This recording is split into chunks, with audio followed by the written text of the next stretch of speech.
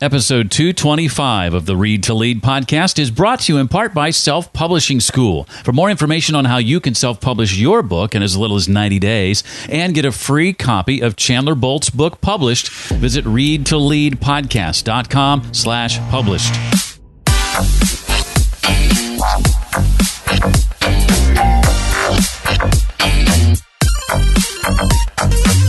The hard news is the skills that you use to get to one level are usually entirely different than the skills and traits as a leader that you might need to get to the next level. Welcome to the Read to Lead podcast. And as we enter year 6, this is still the podcast dedicated to your personal and professional growth. Hi, I'm Jeff Brown. And as you may know, I believe that if you desire to achieve true success in business and in life, then intentional and consistent reading is a must. The Read to Lead podcast is going to help you narrow this important reading list and also help bring you some of the key insights and main ideas from today's most successful and inspiring authors. Today's guest is a gentleman by the name of John Hillen, and he's the co-author, along with Mark Nevins, of the book What Happens Now? Reinvent Yourself as a Leader Before Your Business Outruns You. I plan to ask John to share about what it means to be a sophisticated leader and how to become one, some of the more common career stalls most leaders are going to face, how to tell when you're in the midst of a stall, and much, much more. If there's one thing I can be certain of when it comes to you, it's that you love books. My guess is you love free ones even more. And you can get a copy absolutely free of my friend Chandler Bolt's book published when you sign up for his free training. To do that, you just go to readtoleadpodcast.com/publish. Now, in this free training, Chandler shows you the exact process to follow to go from blank page, I've stared at a few of those myself, to published author in as little as 90 days, and the exact book launch blueprint to follow to launch your book so that you're earning monthly royalties month after month. Again, to sign up for Chandler's free training and get a free copy of his book published, simply visit readtoleadpodcast.com/published. Now, this offer is only going to be available for a short while longer, so don't wait. Again, it's readtoleadpodcast.com/published. John Hillen is a leadership and strategy professor in the School of Business at George Mason University. He's also a consultant and a director for many companies. His views on leadership draw from his experience as a public and private company CEO of several companies, also a board chair and director, a U.S. Assistant Secretary of State under President George W. Bush, and a former U.S. Army officer and decorated combat leader. He writes regularly on leadership and strategy, both of which he teaches in George Mason's MBA program, and was recently recognized as one of the 100 most influential business leaders in the Washington, D.C. area. His brand new book, co-written with Mark Nevins, is called What Happens Now? Reinvent Yourself as a Leader Before Your Business Outruns You. Now, at one point, I was attempting to adjust my schedule so I could have both authors on, and that didn't work out, and John drew the short straw. So thank you for being here, John. Hey, my pleasure, Jeff. Well, the book's premise suggests that we as leaders, we need to constantly be reinventing ourselves in order to become what John calls sophisticated leaders. So, John, let's start with that. What exactly is a sophisticated leader in your view? Yeah, well, a sophisticated leader, which in our book, Mark and I say this is what a leader should try to attain as they move up in the scale of their leadership challenges, is someone who's ironically a little bit more detached from the organization. They're working on the organization, not in the organization per se. A sophisticated leader tends to be more inclusive and dialogic. They tend to rely more on their strategic and interpersonal political skills rather than their business skills and acumen. They tend to not have as much expertise in the actual business that they're running. They tend to give less direction, not more. They tend to build an ability to persuade and influence rather than try to control things. And so it's a bit of a paradoxical mix of combinations. We encourage leaders, if they want to succeed at the highest levels, when the leadership challenges under their scope are really complex and sophisticated, they need to pull back and elevate themselves, achieve through others, and have a kind of detachment from what they're doing. And yet at the same time, they're rigorously decisive. They're ruthless in the application of their own energy and leadership. They're not wishy-washy. So it's a curious combination of attributes that the sophisticated leader tends to have. In the first chapter, right away, draws out the differences between challenges of sophistication and ones of complexity. So how does someone in a leadership position, John, best determine what type of capabilities or solutions are needed in a given scenario? Well, the first thing we ask our readers to do is to understand what kind of game they're in. The setting for our book is different than most leadership books. Most leadership books are almost like, they come on an accident scene and they're like, okay, what happened here? How do we fix this? Let's walk this back. Let's move forward. Our leadership book, the setting is success. You've been enormously successful as a leader. You put together these business plans. You raised capital, you moved your nonprofit forward, your government agency has a whole new set of missions, whatever the leadership setting is, and you've succeeded. Congratulations. Oh, no. What happens now? So this is sort of like the end of the victory party when you're starting to realize what the next day is going to be and perhaps how hungover you're going to be. But, it's a different world, and the different world brings all these different challenges for leaders who successfully brought their organization to the next level. And the key that we say in the book is to understand which kind of challenges in front of you due to your success are challenges of complexity or which ones are challenges of sophistication. Challenges of complexity tend to be more of the same things you're used to, more customers, more supply chain, more vendors, more payroll, more employees, more locations. Challenges of sophistication tend to be not differences in scale, but differences in kind. Totally different kind of customers, totally different kind of partners, totally different kind of value chain in which I'm now operating. And it turns out the two things require a very different application of leadership skills from the people that lead these institutions. Would you say that leaders in this position of being sort of, shall we say, outrun by their business, to use the subtitle of your book, is this much more common now? I mean, I see things like the internet disrupting so many industries, and it would seem that so many more leaders are dealing with this now than ever before. Is that safe to say? It's very safe to say, and the good news of this is people are being successful. Capital's being raised, enterprises are getting off the ground, they're finding early success. The hard news is that as Marshall Goldsmith told us, who wrote one of the blurbs for our book because he really liked the way we built on his original thesis, is the skills that you use to get to one level are usually entirely different than the skills and traits as a leader that you might need to get to the next level. So we're all victims of our own success, and the many disruptive forces in a successful, technologically driven economy that we have now are accelerating all these success stories and therefore accelerating the leadership challenges and the leadership stalls that accompany that. Well, John and Mark continue then on in the book to lay out the 7 common career stalls that they've identified that most leaders are going to face at some point, and dedicate a chapter to each one of these. John, in your experience, when do most leaders stall out, and what are some of the more common reasons as to why? The overall reason we found that leaders stall in general is because they confuse the challenges in front of them and the application of leadership tools to those challenges. And this goes back to, are you facing challenges of complexity? Or are you facing challenges of sophistication? If they're challenges of complexity, we have equipped the management and leadership world with a wonderful array of tools to address that. We have all these great management trends, total quality management, lean manufacturing, Six Sigma, business process reengineering. We have consultants, we have big data, data analytics, artificial intelligence, all these things that will crunch numbers, give you new processes, new organizations, new reports, new kinds of meetings, new kinds of data, all that. So we have a lot of tools to restructure, to engineer, to muscle our way through problems of complexity.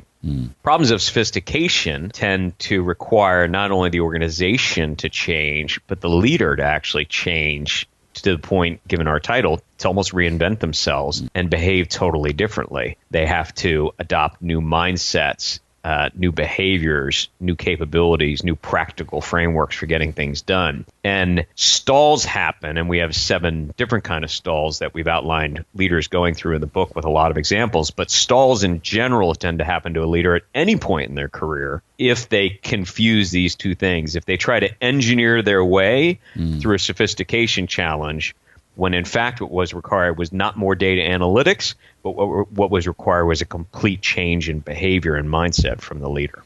I think of my brother, who's a CTO at a publicly traded company that's just recently been purchased by a competitor, and to say that those two companies are going through change and transitions would be an understatement. How do you advise we engage our team from the beginning, John, so they actually welcome new initiatives and understand them?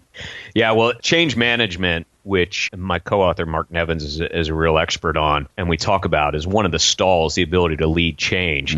The bottom line for what we recommend anybody having to lead an environment of change or transition is you have to become the chief explaining officer of your organization. And that's what we say CEO stands for when you're leading change.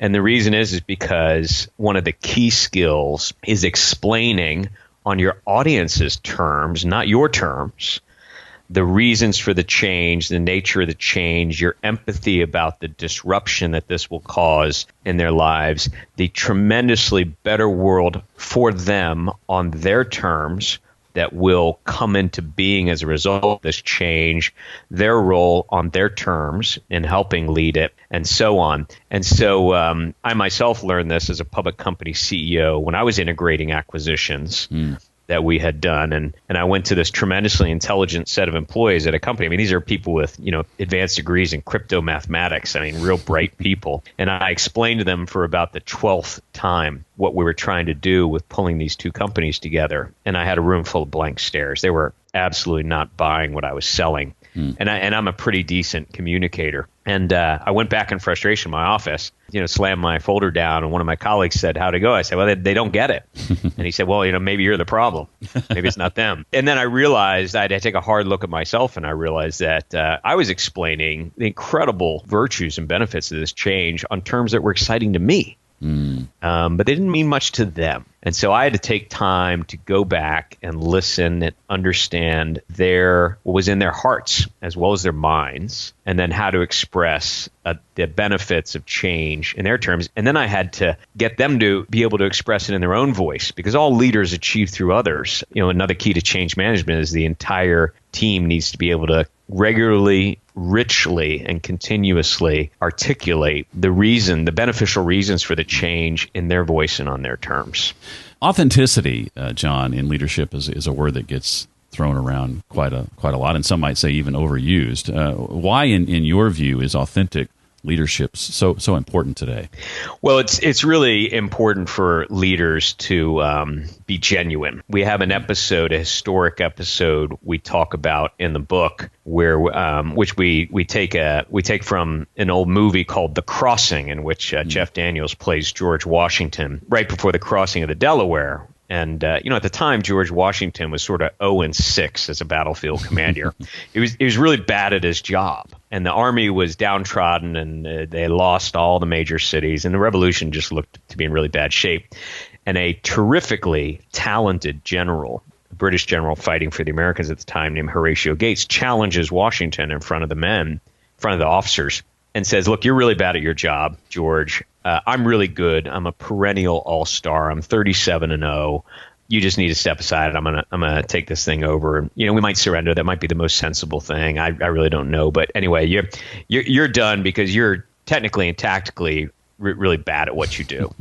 And Washington gives an argument back, and Jeff Daniels is superb in the role. And he ends with saying, "And if I, a bumbling Virginia farmer, decide to lead these men into hell, they will follow me." And he made a very persuasive case for why the army would follow him and not this terrifically talented, successful other general. And it really came down to, what did Washington have? I asked my students in my leadership class or people I work with, why follow the battlefield loser when he's bad at his job?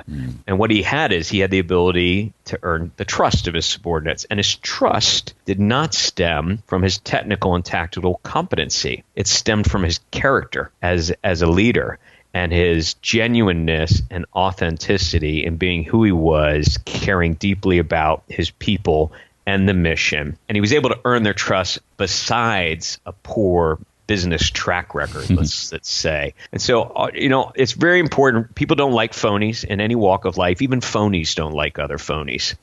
Living a leadership life in your own voice, while at the same time, as Mark and I encourage people in the book, to reinvent themselves and constantly layer on new attributes, new skills, new roles, and new mindsets, turns out to be a challenge, but also maybe the key to having an enduring, sustainable, successful leadership career. Staying authentic, and yet at the same time, changing, growing, being a lifetime student of self-discovery. Have you by chance, a little side note here, have you by chance read His Excellency George Washington by Joseph J. Ellis? No, I actually have a bunch of Ellis books on my stack, my ever-growing stack to read, but I will definitely look at that. That's one of my favorites for sure. Okay. Well, I've been fortunate to work for some awesome leaders myself over the years, and my favorites, John, were the ones who placed a priority on developing me and the other leaders around them. Why do you feel that creating a culture of leadership is so important to your own personal career? Oh gosh, yeah, it's the most, if I can use a sort of financial term, or I'll use a term in a financial sense, it's the most leverage that a leader can gain in running their organization. In the same way, financial engineers use leverage to cheaply grow enterprises. Leverage for leaders is in developing other leaders. It's not a surprise. It's the definition of the word, in fact, that leaders are meant to achieve through others. The only thing that every enterprise in the world has in common, whether it's IBM or a 3-person volunteer church choir, is that they are enterprises that are full of people working together trying to accomplish something. And leaders need to lead that. If nobody's following, you're not leading anything. And so as organizations get bigger and more complex, the personal ability, the very personal ability, not outsourcing it to consultants or HR or anything else, but the personal ability of leaders to frame and own a culture of developing other leaders turns out to be the single best way they can spend their time. It's the most profitable way they can invest their time. It's the singular skill that can probably guarantee the continued successful scaling upwards of their enterprise. We profile several leaders in the book who at one point, due to the challenges in front of them and the opportunities in front of them, ended up shifting almost 50% of their time to just mentoring, coaching, evaluating, and developing other leaders. And some people eschew the role. Some leaders eschew the role because they have a particular expertise in their business they're unwilling to give up. They feel uncomfortable with leadership development. They think that's a role for HR or somebody else. When you show them essentially the data that it's the most profitable investment of their time and energy, you get a lot of people convinced. I like that word, leverage. I think it was Liz Weissman I was talking to, author of Multipliers, How the Best Leaders Make Everyone Smarter, who used the phrase leveraging the collective brain power of the room, and how multiplier-type leaders are able to do that. Yeah, that's right. In the military in which I served for a dozen years, we have an expression. It's called a force multiplier. And these are small capabilities that give you outsized results and therefore multiplying the impact of your force. And leadership development is the ultimate force multiplier in an organization. Well, John, startups would seem to be sort of a classic case study for stalled leadership with the fits and starts and growth and stagnation.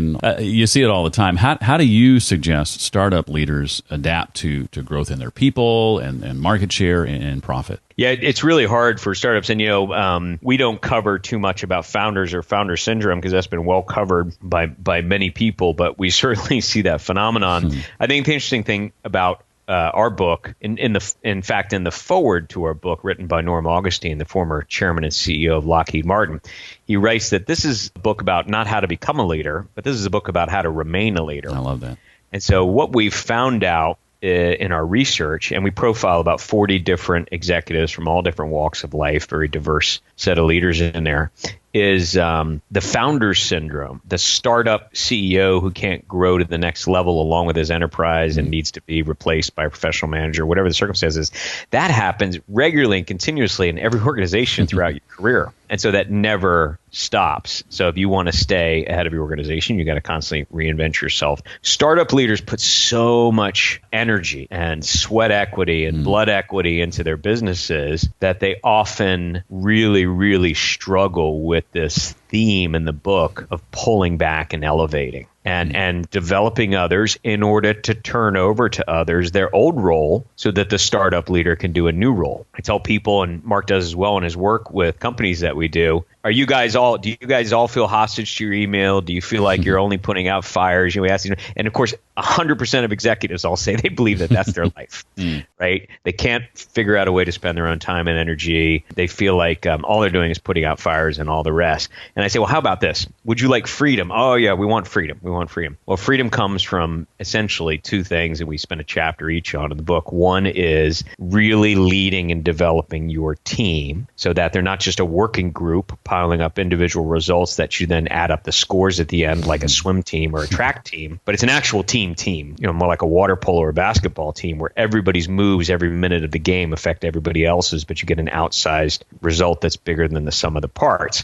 That's one way to freedom. And the other way to freedom is developing others so you can run the company you're not, but you've developed others to run the company you are. And startup leaders sometimes struggle with recognizing that the leader to lead that company that they are not yet is a totally different kind of leader. And if they want to be that leader, they need to reinvent themselves completely and give up some of the things that drove them with passion into their startup. Well, John, as we begin to sort of wind up our time together, I do have a couple of questions that I want to ask you, not directly related to the book, if I may. But before I do that, anything else from the book you want to make sure that we walk away with? Well, the 7 stalls that we profile in the book have turned out to be very evocative for audiences, and the audiences we've been talking to, and we do workshops and talks and all kinds of things around these things. Almost everybody relates particularly emotionally. They connect immediately emotionally to one stall or another because they tend to be in it. We have a stall in purpose, a stall leading your team, a stall in managing your stakeholders resonates with a lot of senior leaders, a stall in the source of your authority. Why should anybody follow you? Well, that changes over time, the source of your authority. And then a couple of other things we talked about, a stall and how to spend your time and energy and leadership development. After speaking with so many audiences about it and many more online about these stalls, is one of the things we emphasize is everybody should stall. It doesn't make you a bad person. It actually means you're being successful.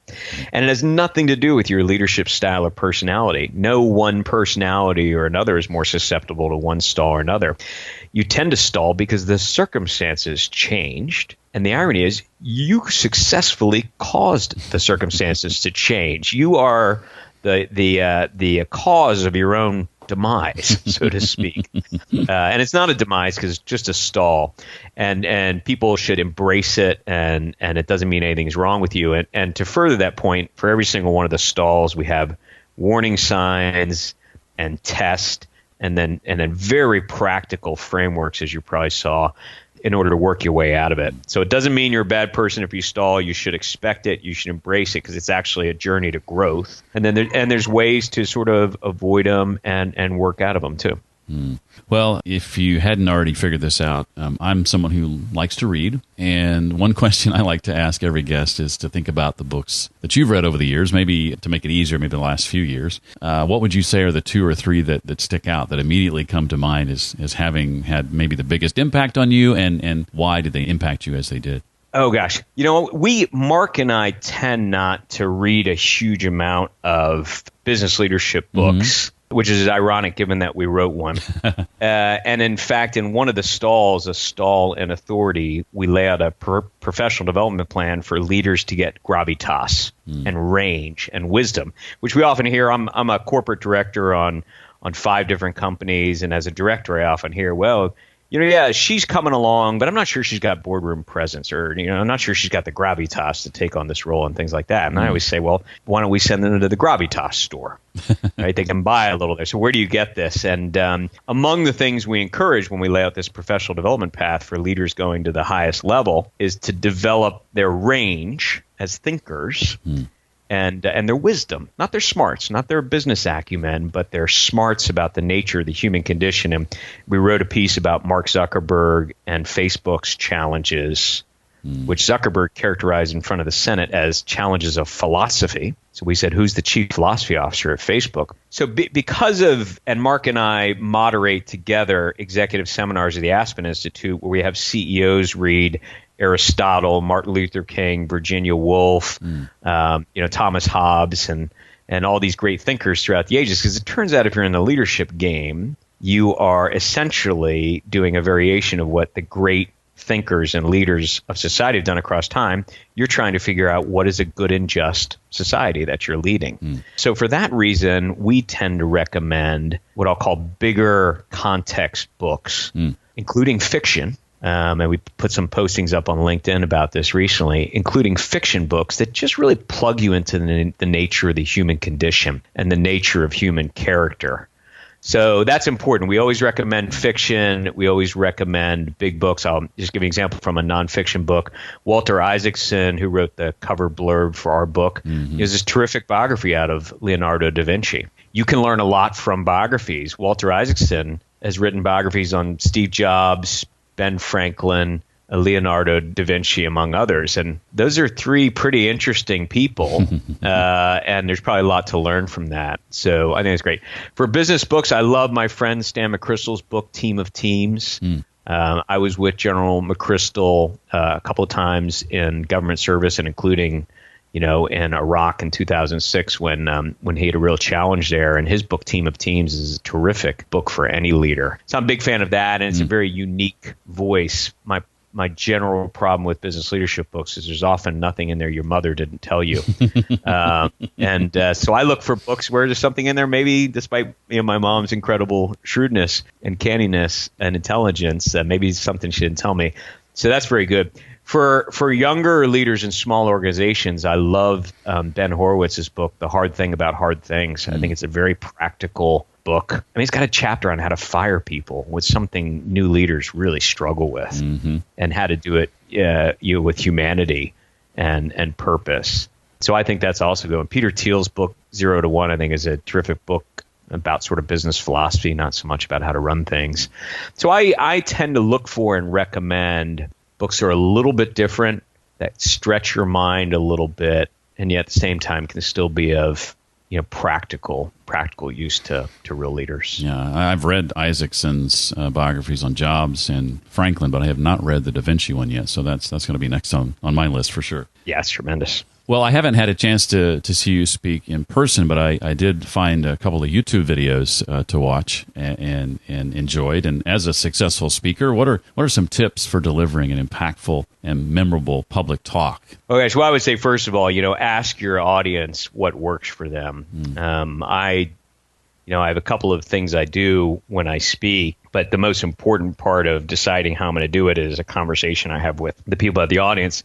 And I usually start with what makes for a successful speech to your audience such that people walk out saying, wow, that was really good. So what does good mean? Tell me what good is on your terms. So I think it's the most important thing, is really understand what the audience, don't assume anything. The second tip I got when I was working with my Speakers Bureau, I went in and gave a pitch to the Speakers Bureau sales team, so they could inform their clients about what I was talking about most recently. And I thought it was terrific. I thought I just knocked the ball out of the park. I mean, I was arranging parades for myself outside, and I totally bombed in their eyys. Because and perhaps it was a matter of teaching in an MBA program for a number of years, but to them I gave a kind of lecture. There was a lot of great information. The content was sparkling, but there was no emotional connection with the audience, and so I had to completely redo it and go back and work with them, because if you're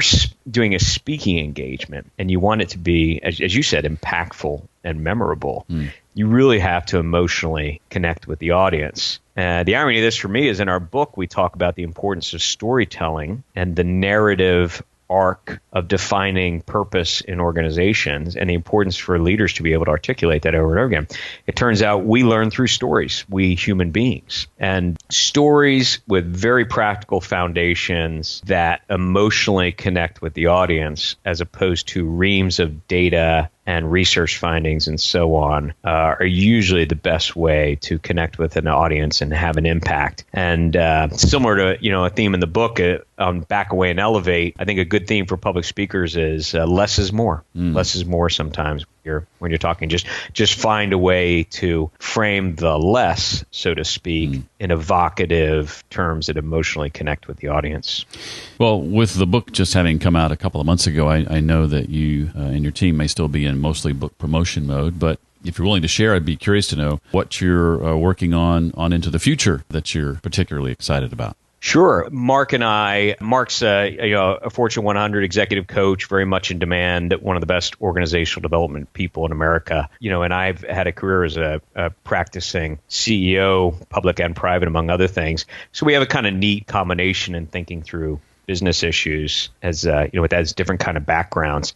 And so we've designed a whole set of workshops and other practical applications of the book framework around it. So that's out there in front of us, and there's no end to demand in general for people to learn and grow as teams of executives or as individual executives. That's something we look forward to doing with a lot of different people, probably around the world, even a bunch of international applications. For my part, I also teach strategy in the MBA program at the business school at George Mason University. I'm going to write a strategy book because academic strategists, God bless them, even the best ones, Michael Porter and others, have made strategy so impossibly complicated that almost nobody can use it in real life.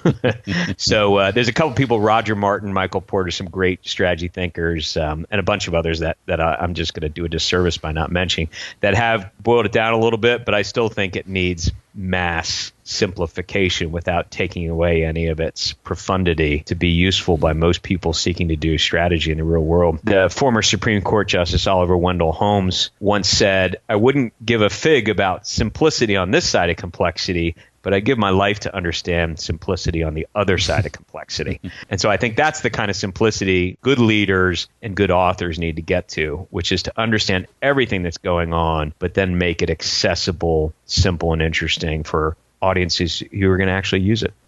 Fascinating. The book, again, is called What Happens Now? Reinvent Yourself as a Leader Before Your Business Outruns You. John Hillen, co-written with Mark Nevins. John, it was a pleasure having you on the show. Thank you so much for taking time out to be here and sharing your insights. My pleasure, Jeff. I really appreciate it. When you visit the Read to Lead podcast website, you'll find a summary there of each episode. Today's episode summary is at readtoleadpodcast.com/225. I've got links to resources, the books John recommended, and other items of importance to you there. Again, that's readtoleadpodcast.com/225 for episode 225. And remember, if you've got a book in you just dying to get out, you can sign up for that free training from Chandler Bolt on how to self-publish your book in as little as 90 days. And when you sign up for that free training, whether you attend it or not, he sends you a free copy of his book, Published. Just visit readtoleadpodcast.com/published for more on that. If you have any comments or suggestions or feedback on what I'm doing here at Read to Lead, you can email me directly. That's jeff@readtoleadpodcast.com. Well, that does it for this week. I look forward to seeing you next time. Until then, remember, leaders read and readers lead.